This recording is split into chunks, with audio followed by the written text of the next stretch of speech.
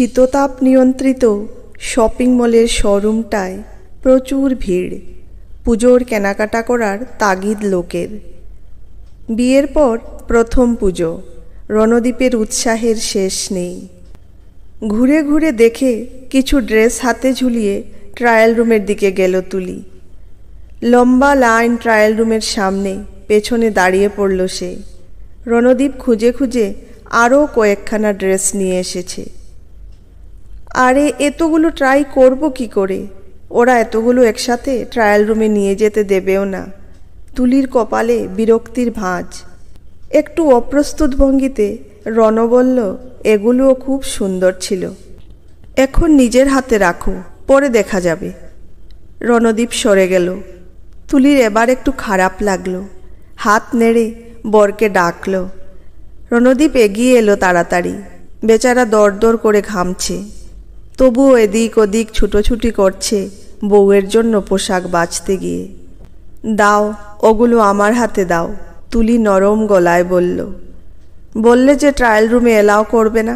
ঘাম মুছে বলল রণ, সে আমি দেখে নেব। ওগুলো আমার হাতে দিয়ে একটু শান্ত হয়ে দাঁড়াও তো তুমি, ঘেমে একসা হচ্ছ। বড্ড গরম লাগছে, লজ্জিত ভঙ্গিতে হাসল রণ। এত ছুটোছুটি করছো বলেই। রণদীপ ততক্ষণে আবার অন্যদিকে ছুটে গেছে। কোনো ড্রেস নজরে পড়েছে হয়তো। হে ভগবান, মনে মনে হেসে ফেলল তুলি। রণদীপ তন্ময় হয়ে পোশাক বাছাবাছি করছে। সেদিকে তাকিয়ে মনে মনে বহু বছর আগের দিনগুলোতে ফিরে গেল তুলি। জমে থাকা ধুলো উড়িয়ে স্মৃতিগুলো উজ্জ্বল হয়ে উঠল সহসা। তখন রিমলি, টুকটুকি, কলি ওদের বাবারা বাইকে চেপে অফিস যায়, আর তুলির বাবা একটা পুরনো ভাঙা সাইকেলে চেপে কারখানাতে যায়। বন্ধুদের মায়েরা সব সময় সেজেগুজে থাকে, কত সুন্দর সুন্দর পোশাক ওদের। তুলির মায়ের শাড়িতে হলুদের দাগ, ফেসে যাওয়া জায়গাগুলো রিপু করা। যতদিন একেবারেই নষ্ট হয়ে না যাচ্ছে ততদিন মা ওগুলোই পরবে। কয়েকখানায় ভালো শাড়ি আছে, সেগুলো বাক্সে তোলা। পুজো আসতে আসতে বন্ধুদের 4-5খানা করে জামা হয়ে যায়। তুলির একটাও হয় না। হা পিত্তেশ করে ওকে বসে থাকতে হয় সেই ষষ্ঠীর দিন পর্যন্ত। এর আগে বাবার বোনাসই হয় না। বোনাসের দিন বাবা উজ্জ্বল মুখে বাড়ি ফেরে। তুলি তো সেই সকাল থেকেই লাফাচ্ছে। বাবা এলে সকলে মিলে পুজোর কেনাকাটা করতে বেরোনো হবে। আনন্দে তুলির বুকের ধুকপুকানি দ্বিগুণ হয়ে যায়। দোকানে ঢুকলে তো আরও মজা। নতুন জামা কাপড়ের গন্ধে কেমন নেশা জড়ানো মায়া। দোকানে দোকানে ঘুরে ঘুরে জামা কাপড় কেনার আনন্দই আলাদা। সেবার জামা কিনতে এ দোকান সে দোকান ঘুরতে ঘুরতে একটা দোকানে ওপরে ঝুলিয়ে রাখা একটা জামা দারুণ পছন্দ হয়ে গেল তুলির। সেটা নামিয়ে গায়ে পরে দেখেও নিল নিজেকে আয়নায়। কিন্তু সেই জামার দামটা জেনেই করুণ হয়ে উঠল বাবার মুখ। দোকানিকে বলল অন্য জামা দেখাতে। তুলি তো বেঁকে বসেছে। নিলে এই জামাই নেবে, অন্য কিছু নয়। হাপুস নয়নে শুরু হয়েছে তার কান্না। মা আর বাবা বিব্রত মুখে বোঝাতে চেষ্টা করছে মেয়েকে, কিন্তু তুলি কেঁদেই চলেছে। বাবা নিরুপায় মুখে বলল, দেখ এই ফ্রকটাও কত সুন্দর। সাদা ফ্রিল দেওয়া ফ্রকটার উপর লাল লতাপাতা আর ফুলের ডিজাইন। এটাও সুন্দর, কিন্তু সবুজ জামাটার কাছে কিছুই নয়। সারাটা সময় ফুপিয়ে ফুপিয়ে কাঁদল সে। বাবা অসহায় চোখে দেখল সেই কান্না। পরে অবশ্য দুঃখ ভুলে গেল তুলি। হাসি মুখে বাবার দেওয়া ফ্রকটা পরে পুজো দেখল। তবে মেয়ের পছন্দের জামাটা কিনে দিতে না পারার দুঃখ বাবা কখনো ভুলতে পেরেছিল কিনা কে জানে। কত বোকা ছিল তুলি। মিথ্যে বায়নায় বাবার দুঃখের জায়গাটায় আঘাত দিয়ে ফেলেছিল নিজের অজান্তেই। ট্রায়াল রুমে ঢুকেছে তুলি। একটা একটা করে ড্রেস পরে দেখতে দেখতে বাবার সেদিনের অসহায় মুখটা মনে পড়ে চোখ ভিজে গেল ওর। বাবা কত কি দিতে চাইতো আদরের মেয়েকে, কিন্তু সামর্থ্য কম ছিল বলে পারত না। এর জন্য বাবার দুঃখও কম ছিল না। এখন তুলি যা চায় তাই পায়।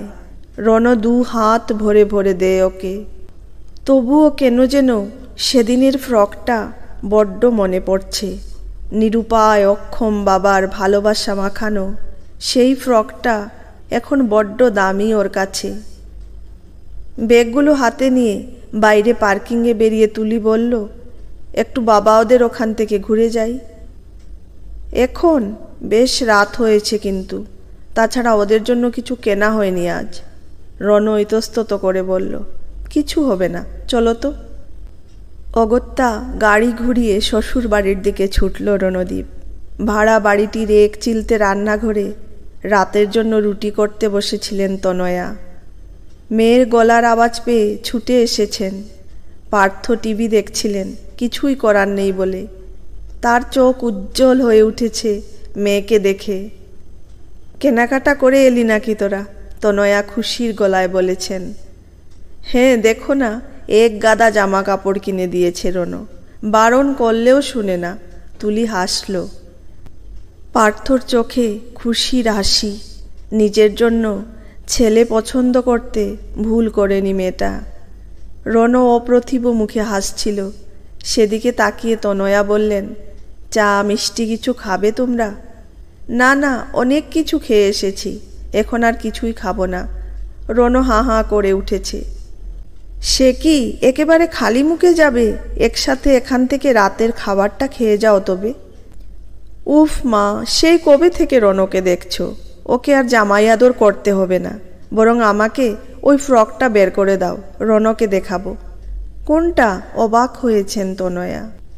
ওই সাদা ফ্রিল দেওয়া ফ্রকটা, যেটা কিনব না বলে কান্নাকাটি করেছিলাম। তনয়া চমকে উঠেছেন, পার্থও তাই। মেয়ের মনে আছে এখনো? তনয়া বেজার মুখে বললেন, তোর পুরনো জামাগুলো সবই কি আর আছে নাকি? হয়তো দিয়ে দিয়েছি কাউকে। কোথায় রেখেছ পুরনো জামা কাপড়, বলো আমাকে। তোরঙ্গটা খাটের তলা থেকে টেনে বের করেছে তুলি। একের পর এক ছোট ছোট জামা বের করে আনছে, রণকে দেখাচ্ছে তুলে তুলে। পুরনো জামা কাপড়ের ভ্যাপসা সোদা গন্ধ ছড়িয়ে পড়ছে ঘরে। না, সেই জামাটি পায়নি তুলি, তবে সেই গন্ধটা ঠিক ধরা পড়েছে নাকে। জামাগুলো যতই পুরনো হোক, গন্ধটা পুরনো হয় না কখনো। দুহাতে জামাগুলো বুকে জড়িয়ে ধরল সে, দু চোখে খুশির হাসি। পার্থ হেসে বললেন, এই পুরনো জামা কাপড়ের মধ্যে কি শুকছিস? তুমি বুঝবে না। চোখ বন্ধ করল তুলি। বাবার সেই সময়ের অক্ষমতা, অসহায়তাকে ছাপিয়ে প্রবল মমতা আর ভালোবাসার এক গন্ধে আচ্ছন্ন হয়ে যাচ্ছিল সে।